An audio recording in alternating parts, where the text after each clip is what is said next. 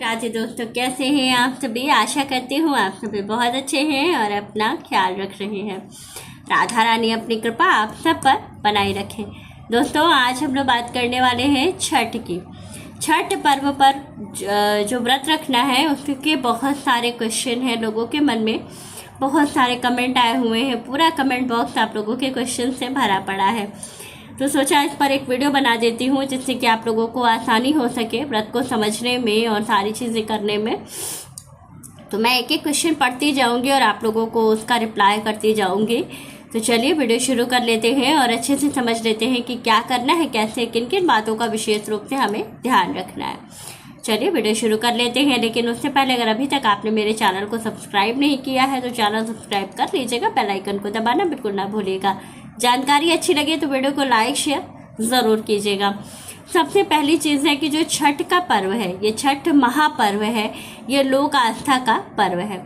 इस पर विशेष रूप से छठी मैया की पूजा की जाती है। साथ ही जो छठ की पूजा है इसमें सूर्य देव की विशेष रूप से आराधना की जाती है।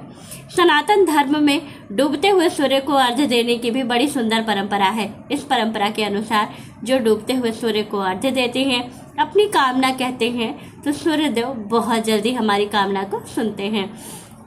चलिए जानते हैं सारे नियम, क्या करना है, कैसे और किन बातों का विशेष रूप से हमें ध्यान रखना है। छठ का जो पर्व है ये बहुत ही शुद्धता और सात्विकता का पर्व है। इस पर्व पर जितनी साफ सफाई से हम पूजा करते हैं, सारे नियम का पालन करते हैं, हमें पूर्ण फल उतना अधिक प्राप्त होता है। दूसरी चीज़ है छठ पर्व शुरू कब से हो रहा है।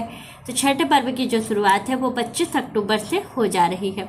25 अक्टूबर को नहाए खाए, 26 अक्टूबर को खरना है, 27 को शाम वाला अर्घ्य है और 28 तारीख को सुबह वाला अर्घ्य है।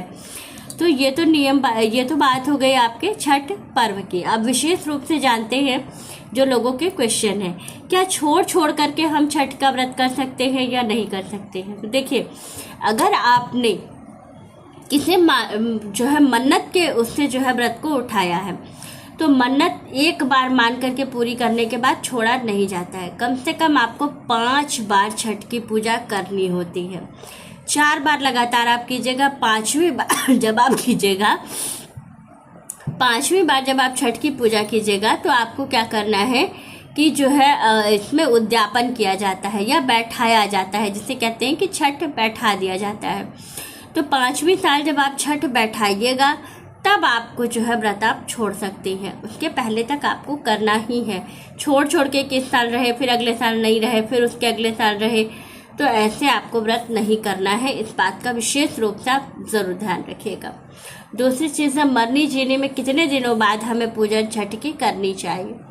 देखिए, दोनों में अलग नियम है। अगर घर में कोई बच्चा पैदा हुआ है या आपके घर में वृद्धि लगा है, जब बच्चे होते हैं तो उसे वृद्धि कहते हैं, और जब किसी की डेथ होती है, कोई पधार जाता है, तो उसे हम सूतक कहते हैं।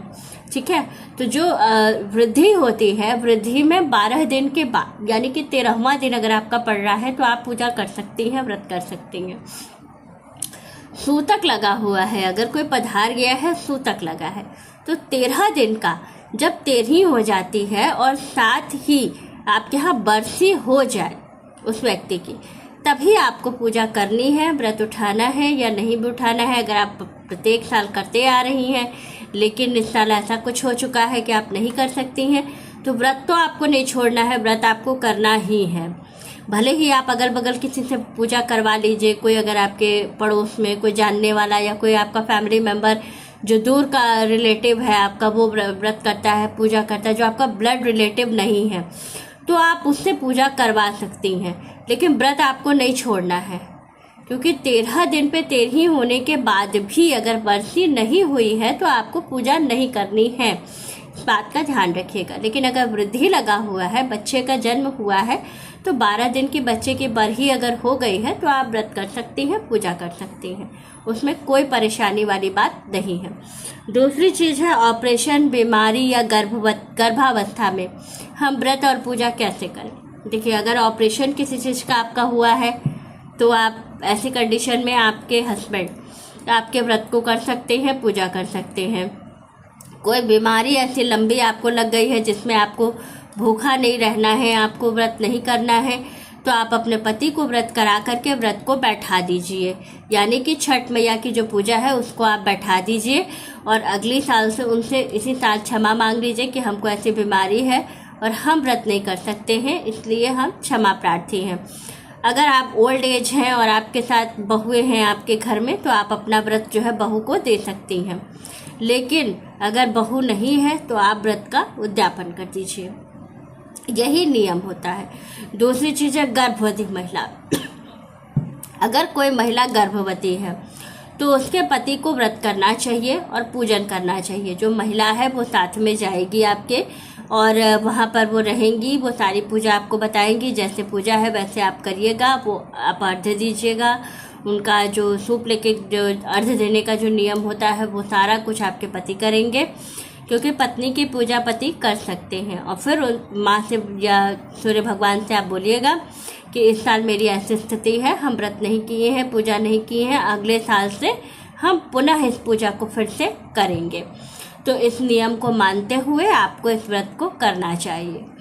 तो इस बात का आप ज़रूर ध्यान रखिए कि अगर ऐसी कोई कंडीशन है तो आप इन सभी नियमों का पालन करते हुए ही व्रत को करिए, पूजा को करिए, ताकि आपको छठ पर्व का, छठ पूजा का पूर्ण फल प्राप्त हो सके, ना कि आपको कोई परेशानी हो।